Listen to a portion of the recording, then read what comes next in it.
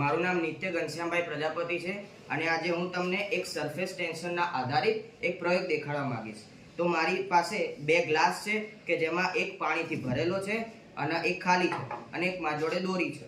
તો આપણે આ ગ્લાસનું પાણી આમાં વેળીશું, પણ એમને એમ નહીં, આ દોરી વડે.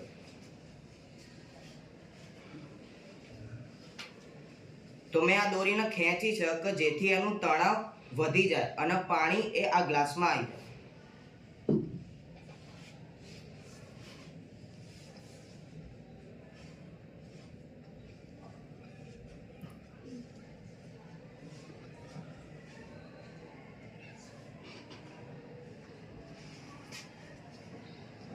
તો તમે જોઈ શકો છો કે પાણી આવવા લાગ્યું છે.